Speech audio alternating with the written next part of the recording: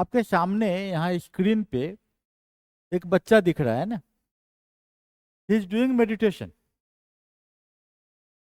मोर है जो इसके सामने आ गया है। एक मेडिटेशन होता है, एक जग्गी वासुदेव हैं, मेडिटेशन सिखाते हैं, शांभवी मेडिटेशन, शांभवी। अब मेरे एक बड़े क्लोज फ्रेंड है, उनका बड़ा अच्छा एक्सपीरियंस है, ये सिमिलर एक्सपीरियंस मेरा भी है। कोरोना का टाइम था, मेरे दोस्त ने भी बोला कि चलो हम लोग शांभवी मेडिटेशन का कोर्स थोड़ा समझते हैं, करते हैं, और कोर्स ले लेते हैं और हम लोग को करेंगे इसको। हमने भी शुरू किया, उसने भी शुरू किया। Both of us have the same experience. वो दिल्ली में ही इज बिग ऑफिसर, मतलब कि senior officer, joint secretary rank officer. और वो अपने, उनका जो बेंगलोर है, बेंगलोर क्या मतलब कि डुप्लेक्स था, उसमें एक साइड में एक पेड़ की छाया ऊपर में आती थी, 2 मंजिले पर टेरेस में वो मेडिटेशन करते थे। ऐसा होने लगा कि कुछ जो है कि स्क्विरल उसके ऊपर में जाके चढ़ जाती थी, और ही वॉज एनालाइजिंग कि स्क्विरल आया और उसके ऊपर में चढ़ गया। दैट वाज ऑलवेज हैपनिंग, उसके साथ it हमेशा होता था।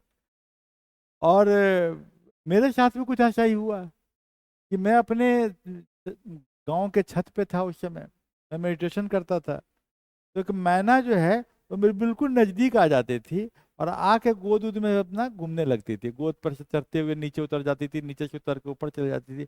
I was doing simply the meditation. It happens. जब आप कंपैशन में जाते हैं, बुद्धिस्ट में क्यों कहते हैं कंपैशन मेडिटेशन, जब आप कंपैशन मेडिटेशन में जाते हैं तो दुनिया के जितने जीव जंतु वो आपके साथ अट्रैक्ट होना शुरू कर जाते हैं। कुछ तो संचित संस्कार भी होते हैं कुछ लोगों का, कुछ लोगों का देखेंगे तो जहां वो जाएगा तो डॉग उसके पीछे पीछे चलने लगेगा, बिल्ली उसको देख के भागेगी नहीं, चिड़िया उसको देख के रास्ता नहीं देगी, कोई भी डॉग उसको काटने के लिए नहीं दौड़ेगा। कितना भी खराब बैल हो जो कि दूसरों को मारता है, उसको नहीं मारता है। That happens with some person, you have seen. तो ये कंपैशन मेडिटेशन है, और ये प्रैक्टिस करके किया जा सकता है। Like this small child, he is एट्यून्ड with the nature. और हम लोग इसके लिए एक प्रार्थना लिखे हैं, जो प्रार्थना को कोई अच्छे म्यूजिक कंपोजर इसको कंपोज कर सकते हैं, I will be thankful to him. कि जैसे यम नियम पर प्रार्थना, हे परमात्मा, मीन्स ओ डिवाइन पावर, मेरे मन में ऐसा प्रकाश भर दे, मन में, मन की अवस्था में, कि मैं किसी को कष्ट न दूं। That is the compassion meditation. मैं किसी को कष्ट न दूं। गॉड से मांगा नहीं जाता कि मुझे ये दो, मुझे जो है एग्जाम पास करवा दो, पैसे दो। That is not there. It is very small thing, trivial things. It is not for that. भीख नहीं मांगी जाती है। आप अपने में शक्ति लेने की बात करो कि मेरे मन में ऐसा प्रकाश भरो, ऐसा नॉलेज दो, ऐसी विद्या दो कि मैं किसी को कष्ट न दूं। इंटेंशन मेरा नहीं है कष्ट देने का। अहिंसा का मार्ग सदा चुनो।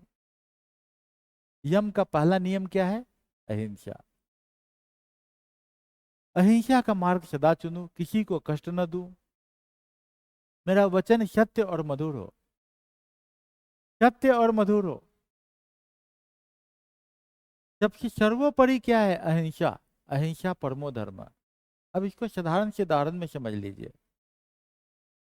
उदाहरण ये है कि मान लिया कि आप कहीं बैठे हैं और एक छोटा सा पिल्ला आपके पीछे आके छुप गया, क्योंकि किसी ने उसको मारने के लिए दौड़ा, कोई बच्चा। अब बच्चा बड़ा बदमाश है, नॉटी है। अब आप उस बच्चे को उसे समझाने की स्थिति में नहीं, बोला कि हम एक में कुत्ता को मारते हुए आ रहा था, वो कुत्ता यहीं छुपा है, आपने देखा है? आप बोले कि नहीं बेटा, मैंने नहीं देखा है, मैं तो यहाँ ध्यान दूसरी चीजों पर दे रहा था, यहाँ नहीं हुआ, कहीं और खोजो। ये आपने झूठ बोला है, लेकिन समय की नजाकत देख के अहिंसा के धर्म को पालन करते हुए किया है। तो अहिंसा परमो धर्म, सत्य से ऊपर अहिंसा है। इस बात का ध्यान रखिए, किसी को कष्ट न पहुंचे, किसी की जान की क्षति न हो, किसी को इस तरह की समस्या न हो। मान लिया कि आप घर में हैं और घर में खीर बना हुआ है, और बच्चे अभी स्कूल से आने वाले हैं, इन द मीन टाइम एक बेचारा आ गया आपके सामने में, और आपको लगा घर में कुछ भी नहीं है, तो आपने उसको अपने घर का रोटी और खीर खाने को दे दिया। अब बच्चे आए, खीर बना है, खीर बना, कहाँ है खीर, कौन खा गया, तो आप क्या बोलेंगे, मैंने ही खा लिया है बेटा, धोखा से खा लिया। या कोई, क्योंकि आप उस समय, आपका उद्देश्य ये नहीं है, आपने इस तरह का झूठ जिसमें अहिंसा और परोपकार की भावना हो, वो झूठ झूठ नहीं होता है। तो सत्य और मधुर है। सत्य की ज्योति से जीवन भर दो, मतलब सत्य की जो ज्योति है वो से लाइफ को सस्टेन कर दो, ये मतलब है। जो मेरा नहीं उसे ना चाहूं, अस्ते, मतलब कि मैं किसी चीज को, मेरा नहीं है, किसी दूसरे का ड्यू है, उसको मिलना चाहिए, तो मैं नहीं लूं, चोरी ना करूं, कहने का अस्ते, अस्ते का भाव हृदय में लाओ। इंद्रिय पर संयम रखो, ब्रह्मचर्य से स्वयं को संजाओ। इंद्रिय पर निग्रह बड़ा इंपॉर्टेंट है, इसके लिए मेडिटेशन और ध्यान की जरूरत होती है। ब्रह्मचर्य मतलब पूरे ब्रह्म में प्रेम की ज्योति को सो देखो, लोभ और संग्रह से दूर रहो, अपरिग्रह,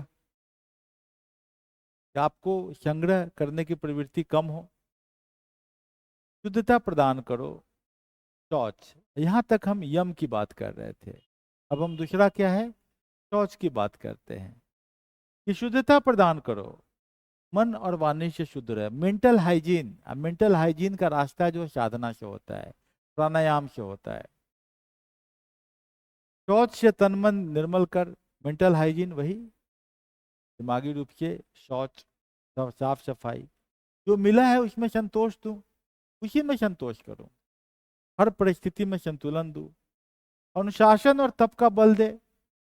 तप मतलब अपनी एनर्जी को एक जगह चैनलाइज करके आगे बढ़ना, ताकि कठिन राह भी आए तो हम अटल रहे। स्वाध्याय से ज्ञान का दीप चले, स्वाध्याय, हर दिन मैं खुद को और समझ सकूं, हमारा कंपटीशन हमारे से ही है, हमें हर दिन को आगे बढ़ाना है।